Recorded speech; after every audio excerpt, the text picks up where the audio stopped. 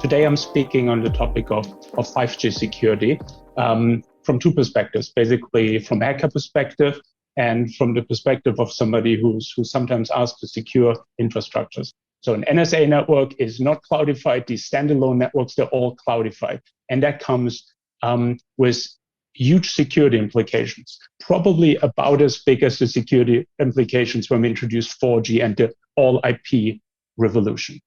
In many ways, 5G is secure by definition.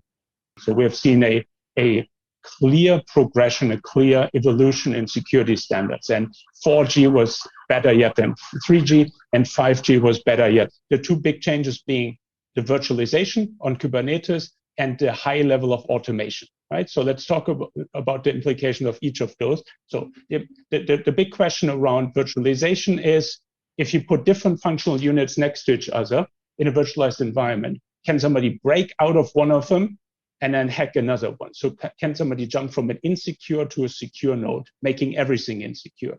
These can be game over for entire cloud environment. Automation makes some risks go away, but amplifies other risks. The risks that go away, for instance, you can't phish anybody anymore with direct access to network equipment because nobody has direct access to network equipment. It's all intermediated by software. However, like I said, probably about 300 people are contributing little bits and pieces to that software. So there's pressure is very, very high to secure all of their practices. And that's near impossible. So the risk grows a lot that stuff accidentally leaks to the internet, that any of them gets hacked, any of those things. The event of Open RAN or technologies like that into telcos, is that an opportunity?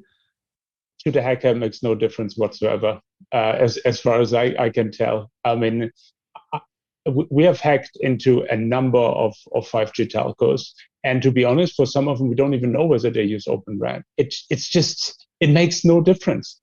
So Open RAN is a little misunderstood.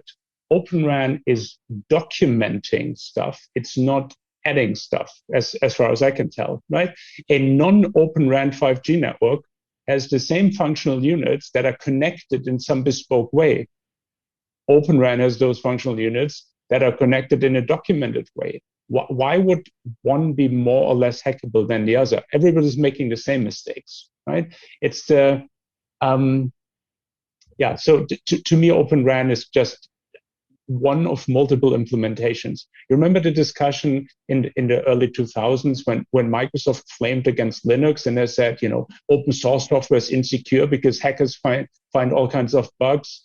Well, turns out security researchers also find all kinds of bugs and help fixing them. So at the end, both Windows and Linux have issues, and both of them are under security progression. My personal observations around security fallacies that people often fall in. That there's two ones that are very common.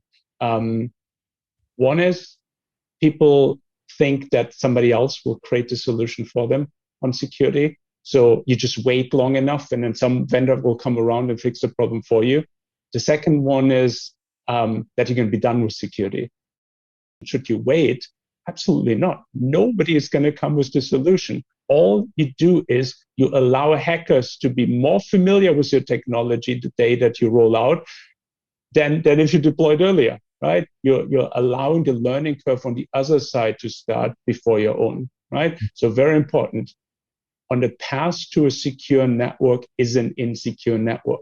Implement this insecure network as soon as possible and start learning from it before the hackers had a chance to learn from it, right? The earlier, the better.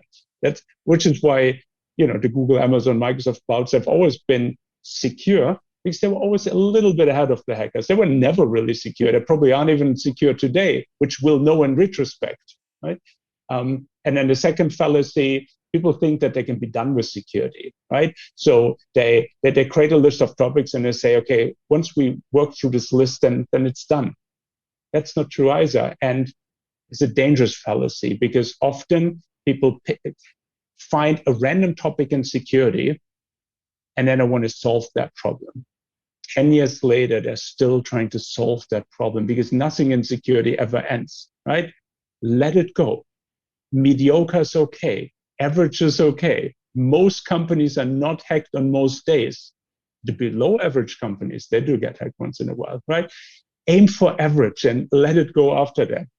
Next topic on a rotating schedule. Patching, hardening, identity management, monitoring, patching, hardening, identity management, monitoring. Every year. Then you're a cloud company, right? Then you can implement 5G.